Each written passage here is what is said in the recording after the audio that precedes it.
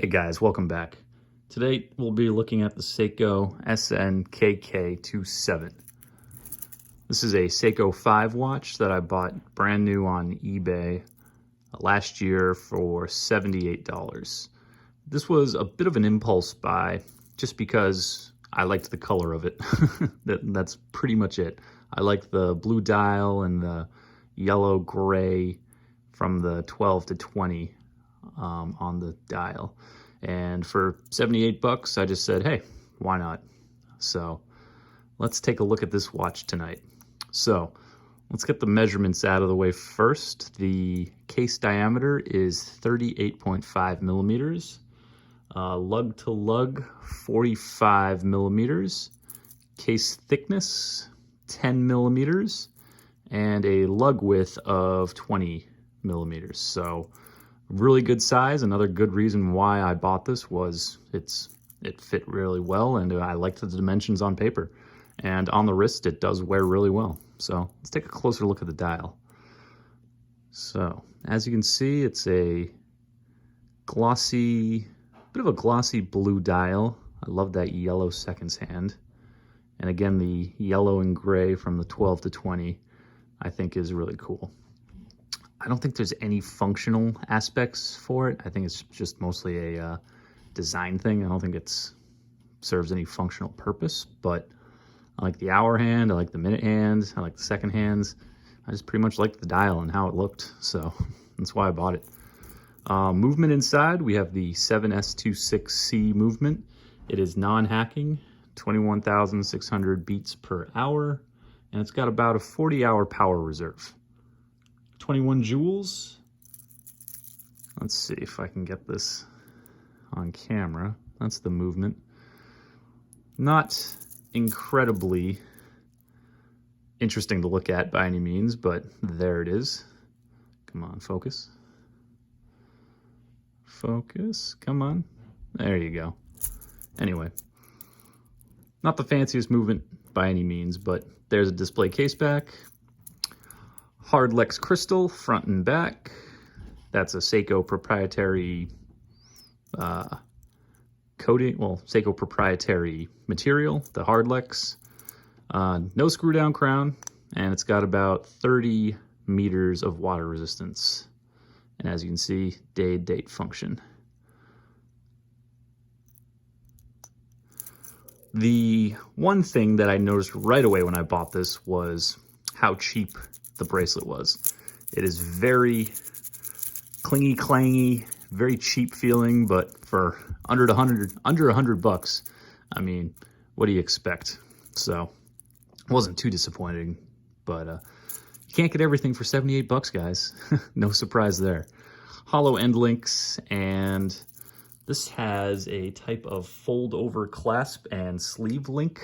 So let me see if I can find them. It took me about half an hour to figure out this bracelet when I first bought it because I had never encountered a bracelet like this before.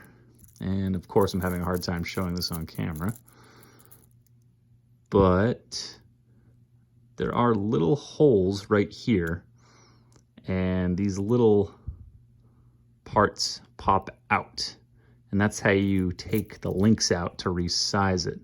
So basically all you do is you can take a spring bar tool or a paper clip, and you kind of put it in this small hole and you kind of pry it out like a crowbar, and just kind of force it out. It'll pop out, and then you take them out and the links come apart, and that's how you size the bracelets. So a little frustrating at first to figure out, but a couple YouTube videos later, I finally sized it.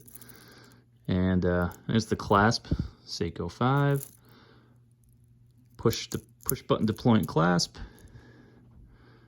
and it's got mostly brushed finishing on the bracelet, some polished parts as well, and as you can see, 3 micro adjusts, so pretty standard.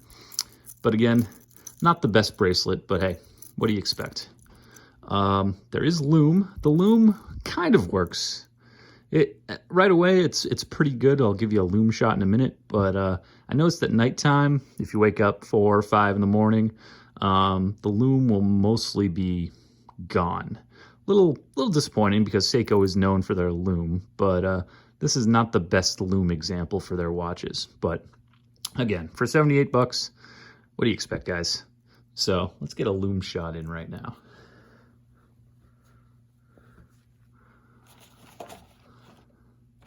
Oh, let me turn the light off.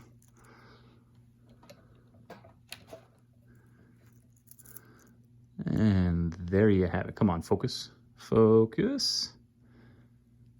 It's obviously not going to focus for me right now, but as you can see, all the hour markers are loomed. Hour and minute hand are loomed as well. No loom on the seconds hand, but hey, that's all right.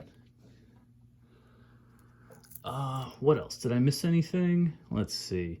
Oh, this watch is not very accurate either. I mean, you can try to regulate this on your own. Out of the box, Seiko says the variation can be anywhere from -35 to +45 seconds per day. On the time graph, I was getting about +30 seconds per day. And again, like I said, I did not regulate this, but if you wanted to try and regulate it, I'm sure you could get it a lot more accurate. I just have not done that yet.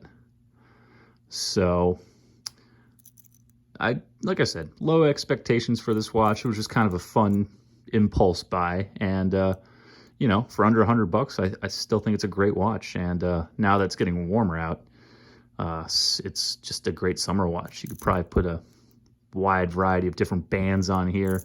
I was looking at maybe some rubber bands or maybe a NATO, but I think you can find some nice bright colored bands or something to make it pop. And I think it'd be a great summer watch, and you could wear it and not worry about it because it's so cheap. If you break it, just get a new one, or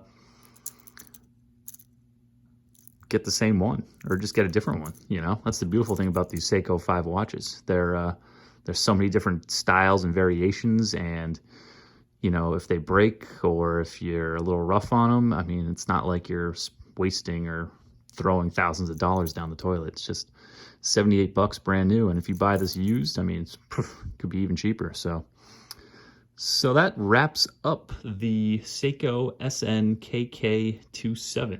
Again, a great little impulse buy that I don't regret one bit. So thanks again for watching, guys. If you like this, hit like, subscribe, and I'll see you in the next one. Take care.